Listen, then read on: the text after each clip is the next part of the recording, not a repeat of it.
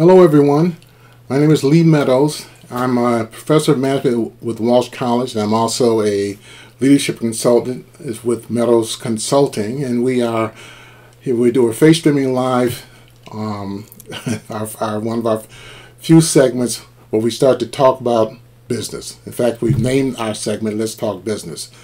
Now this has been a direct result of information and feedback from various colleagues who have asked me and others if we would consider doing something that speaks directly to personal development that goes on inside of organizations, and what are some of the things that people need to start thinking about as we move forward with this. And so we're dedicating this particular page on Meadows Consulting Facebook. We call it Let's Talk Business because a lot of us are always impacted by what goes on in business. And within business, we learn to shape our careers. We learn how to become extremely good professionals. We get involved in a lot of activities that are designed to sharpen our skills. But oftentimes, and this happens to us more often than not, we get so immersed in doing what we're doing that we oftentimes don't take time to step back and reflect on what we're doing. And so Let's Talk Business is about posing questions about things that are going on to allow you to reflect on it from a self-development standpoint, and then make some determination as to what kind of actions you want to take. Now, in order to get involved with this kind of endeavor, you have to have a lot of support. And one of the things that we want to do here on Let's Talk Business is make sure we acknowledge the support that we've received over the years from individuals who have always been in our corner, folks who have taken time out to make absolutely certain that we are both supported, and we appreciate that. So we want to send a shout out to a number of folks who've been in our corner for a long time. A special shout out going out to Sigrid Solutions, where both Christy and Mike have been active players in what we've been doing. Priority Health has been in our corner from day one, and we're always grateful to know that, as well as Spectrum Health. And I want to send a special shout out to my buddy Ovell Barbie, who is handling both human resources and diversity with Spectrum. Bridgewater Interiors has been very supportive of our organization. Let me send a shout out to Carrie Tingle and say continue with your good work over there. Of course, Walsh College has always been in our corner, and we've always appreciated a lot of work that they've done. Here's a nice shout out to my friends Kareem and Rod and Percy and Michelle over at the Great Lakes Benefit Group, as well as my friend and good buddy Gerald Lee over at Paylocity. We've also had a lot of support from our folks over at Heritage Optical, and we look forward to that. And of course, a nice shout out to our good friend Brenda Miller at Miller Marketing. We appreciate the support that you've provided us over the years, and we continue to look forward to that. So let's talk about the workplace. Let's talk about life that goes on. Let's talk about things that go on in the workplace.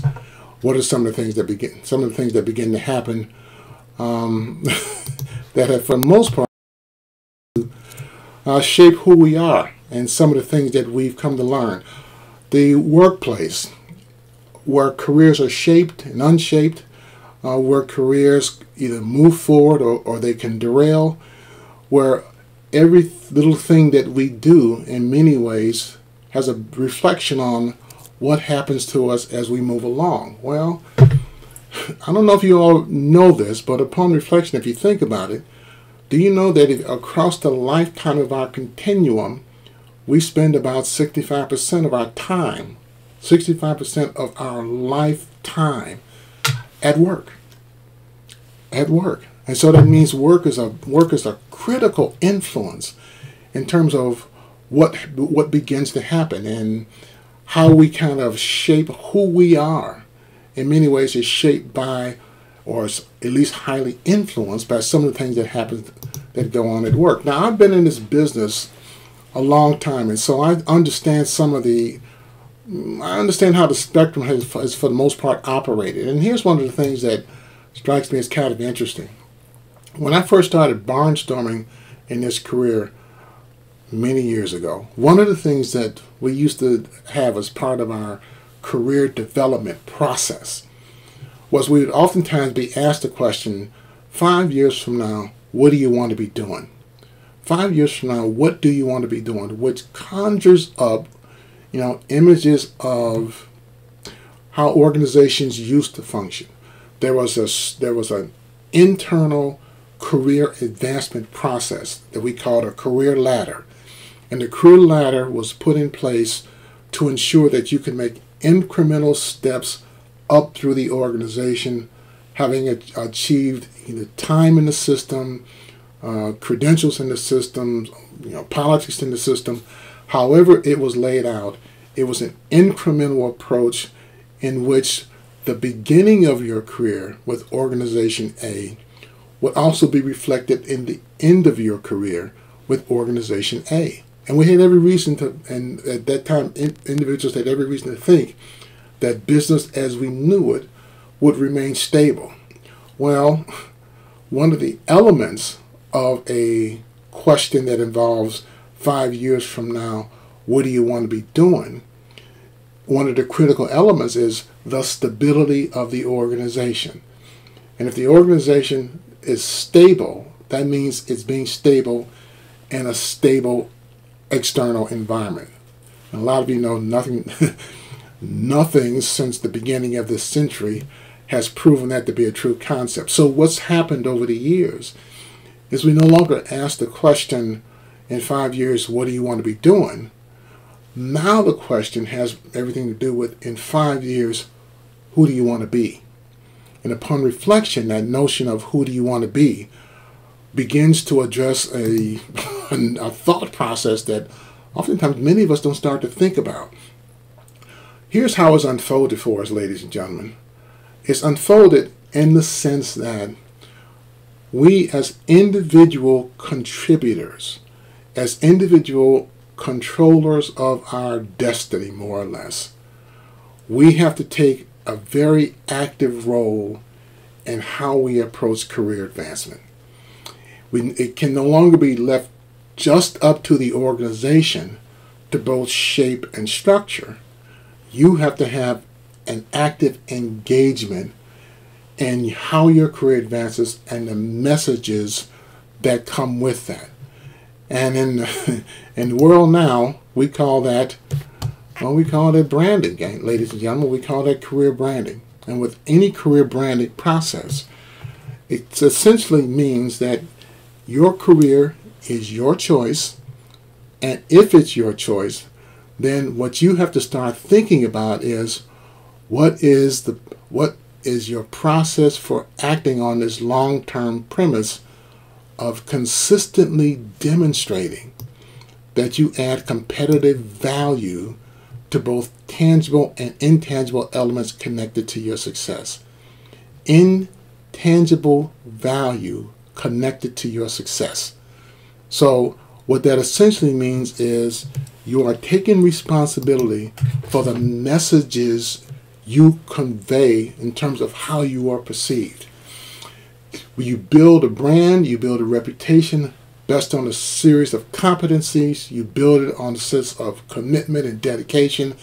It happens for a variety of different reasons, but what it essentially means is that you are now taking control of how you're perceived, both in the organization and outside of the organization. And so one of the things you begin to recognize is that you have to start leveraging your brand. Your brand is your asset. Your asset is what you bring into the organization, but you build those assets by starting to assess what are some of the things that you already have in place. Well, let's start with what organizations tend to value. All right, they do tend to pin a lot of strong value around credentials and certifications. What that essentially means is that when you've got credentials, when you've got certifications, you have been immersed in an ongoing, continuous learning process. Credentials suggest advancement, not stagnation. Credentials and certifications means commitment to upgrading knowledge, commitment to upgrading skills, commitment to and completion. Commitment and completion of a process in which you have built your knowledge. So whether you've acquired a bachelor's or a master's or a doctorate, whether you've got certifications across a spectrum of IT or IT or related kind of work, here's the message. The message that comes from your credentialing process is that you are an active, engaged learner who values learning and the upgrade of knowledge. So you get some assessment as to where you are with that. If you look at the upper right quadrant, the skill area, well, you've been accumulating skills from the moment you were a safety patrol or delivered newspapers and all the way up through your career. One of the issues that happens when you start to become immersed in your career is that you don't take time to think about, well, what are the skills that I've accumulated? What is it that I'm particularly good at? Well, this is a good time for you to start assessing what it is that you're good at. Are you good at problem solving? And when you say you're good at problem solving, do you have a demonstrated, consistent continuum of problems that you have solved inside of the organization? When people come to you, are you a good problem solver? How about your communication skills? As we continue to think about this, communication skills, excuse me, communication skills continue to be the #1 area in which Forbes magazine, Fortune magazine, Business Inc., anytime they survey chief executive officers, anytime they survey human resources, my colleagues at the Society for Human Resources Management conduct these surveys all the time as well. Communication skill, if it's not #1, is a close #2, but it's always in that range of a skill that organizations value among their employees, and people who use that skill and use it well have a way of leveraging that as an asset. So you can never over-communicate, ladies and gentlemen. You can always under-communicate, and recognize that communication in today's environment still involves one-on-one communication, still involves group communication, still involves the social media communication. Think about this. Think about this, ladies and gentlemen. How proficient have you become at social media communication? In other words, by way of Zoom or GoToMeetings or Google Meet or whichever platform you are using to stay in touch with your remote employees. Think about how you're building that as a communication skill. Think about how you've had to reassess and rework your communication process to take into account not being able to have the physical one-on-one space or the physical space with a group, but you have to do it by way of some media. Well, that's becoming a proficient skill. And if you're doing that and working on that right now, I say you're also giving yourself a major opportunity to demonstrate how effective you are in your communication process. Maybe you're very good at team building. Maybe one of the things that's happened over the years is that for whatever reason, you know how to go in and work with a team to make certain things happen and to achieve outcomes that teams are responsible for achieving. You want to get some assessment of the assets known as your skills, and you want those skills up front, and you're able to articulate what they are in a way that makes sense. If you look down to the lower left-hand quadrant, well, what are the leadership experiences that you've also been gathering since you've been in the workplace? Now, some of the titles that we see are supervisor, coordinator, and manager. But things like team lead, team coordinator, project manager, project coordinator, those are also leadership experiences in which you have to coordinate the efforts of people in order to achieve an organizational outcome. And one of the things that you learn once you start to move into leadership roles and accumulate these experiences is that people are uniquely different in their individuality. And so a cookie cutter approach to working with people doesn't work at all. So you gain some insights and some understandings when you move into these roles of what it means to be able to lead people toward accomplishments. And so in these roles, one of the things you want to make sure you emphasize is that not only have I had an opportunity to work with people who've reported directly to me or whose experiences I've had to coordinate across a variety of different things, but these are some of the outcomes that we've also had to achieve, and these are the ones that we have achieved. And in the lower right-hand quadrant, many of you may not even know the importance of what it means to be part of a network. Network by way of affinity groups, if you worked on project teams, what is your network and how have you begun to leverage that network as an asset for things that help you move forward? And ladies and gentlemen, you all have a network. We all are connected to connections who can help us achieve things that are important in terms of our career branding process. They can give you access to things. Your best friend who grew up in the neighborhood with you is still your best friend because you have that personal connection. But if he or she is tied to something that's going to an organization in which you're not a member, then not only do you have access to that personal relationship, but you have access to that person's personal relationships in that network. And so take some time to start think about, well, who's in my network? Am I part of a fraternity? Am I part of a sorority? Am I part of a book club? Am I part of a church group? Am I part of a choir? Am I part of a singing group? Is there an informal group that I meet with? Who are these people who make up my network? And how can they best help me in terms of promoting my particular brand? Here's the thing that's really kind of interesting about all of this. See, when we start to talk about branding, one of the things you may not know is that you already have a brand. The problem with already having a brand is you may not know what it is.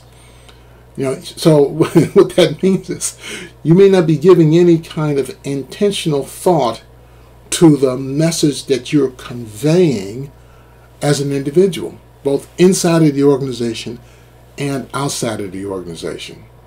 Now, one of the things that people oftentimes we get into these interesting debates with colleagues and friends is where does your life in the organization end and where does your personal life begin? And at some point in time in history, there was this structured line of demarcation that said, when I'm at home, I'm at home. When I'm at work, I'm at work. And when I'm back at home, I'm back at home. Well, technology has changed all of that so that it's hard to know when you're at work and when you're not at work. And with this whole 24/7 COVID influence use of working remotely, your brand is already out there. It's already being seen. So whether intentional or unintentional, you already have a brand. But the issue or concern may be you may not know what it is. And if you don't know what it is, then you need to start getting some feedback from individuals whose opinions you value, or maybe some that you don't value, but tend to be brutally honest, to get some assessment of, when I'm dealing with you, who do you think I am? What skills do you think that I'm conveying? What's the message that's being conveyed? Because the brand that you think you have may not be accurate. You may be coming off in a completely and totally different manner that you never even realized. And it may not be the brand that you want. So if you think of your brand as your reputation, then what you have to do is find ways to demonstrate why you are different from the rest. And so as we begin to kind of take into account this whole career branding process, I know for a number of us it's a new idea because you say, well, I am who I am. All right, what you see is what you get. The truth is that the truth is in the image. And while all that might be true, it doesn't mean that you still can't have some control, some involvement about how you tend to think about this process. Here, let me share something with you. I read this wonderful book by Peggy Kloss. The book was entitled Brag, Tooting Your Own Horn Without Blowing It. Tooting Your Own Horn Without Blowing. I love the title. In fact, it was the title that attracted me to it. And I read through the book, and she has some very good insights prior to career branding even becoming a social norm. She's got some very wonderful insights about what this whole process is. And I took this quote because I liked it so much. And she says, in today's cutthroat business world where job security is virtually non-existent, and we know that to be true, she says bragging is a necessity, not a choice. So what that means is, well, let me finish the quote. Remaining quiet about your success only leads to being underappreciated and overlooked.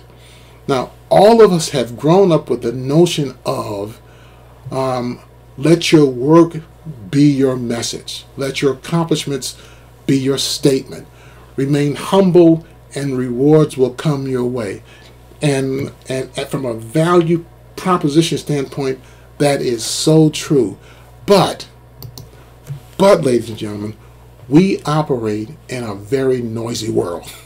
We operate in a very noisy world. There are a lot of voices that are heard across a spectrum, and that oftentimes is very, very difficult to have your voice be heard and distinguished among other voices. And so we have to look for ways to do that. I found this wonderful LinkedIn learning called Personal Branding, featuring this individual, Chelsea Crost. And I like Chelsea. Chelsea is she's a bundle of enthusiasm and knowledge and insight about what makes personal branding work. And I did have an opportunity to go through her whole LinkedIn learning process. And I got to tell you, while Chelsea specifically focuses on the personal branding process with millennials, the information that she shares is so on target, so right on target, that it's worth doing. So if you get a chance, go check out her website, go check out her LinkedIn learning, follow her and experience some of the things that she has going on. Now, when we spend time talking about this, ladies and gentlemen, we do this because we want all of you to both know and understand that the career branding process is something that is a vital part of who we are now. We aren't just individuals who are sitting in a conference room somewhere in a cubicle somewhere waiting to be noticed. We are individuals who have unique skills, unique competencies, unique abilities to make things happen. And part of the career branding process is to make absolutely sure that people both know and understand who you are, what you represent, what's the message that you're trying to convey, and what's the best way, what is the absolute best way to make that happen. So, it doesn't mean that you shouldn't be humble. It just means that you shouldn't exaggerate your humility. And that if you spend time waiting for others to advocate for you, then oftentimes your voice may remain unheard. So how do we begin to get our voice out there and make sure that we are heard among all the other voices? We're going to spend time talking about these kinds of things and more as we move this segment of Let's Talk Business forward, and try to and just try to hit at some of the things that we know are going to be important to you. For instance, for those of you who don't know about this particular resource, next Tuesday from 1 o'clock to 2 o'clock, the Detroit Society for Human Resources Management, the DSHRM as we call it, is sponsoring a webinar that talks about how to begin to bring them back to work. And recognize that the guidelines are starting to loosen now. States are starting to say, okay, let's start to come back.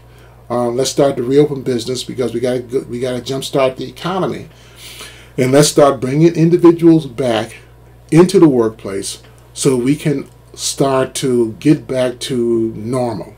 Well, first off, there's no normal. It's the next new normal, whatever that looks like. But what is that going to mean? How do we? What are some things we need to think about in terms of bringing folks back?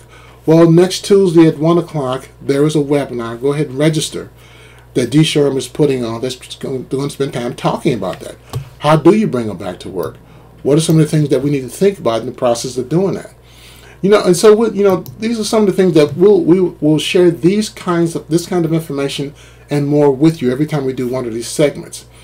And so one of the things I want you to make sure you understand is that this Let's Talk Business on Facebook segment is done with you in mind. So if you have ideas about things you want us to talk about, you want me to look at and explore, things that we need to get clarity around or specifics or something like that, please feel free. Find me on LinkedIn. You saw my LinkedIn page.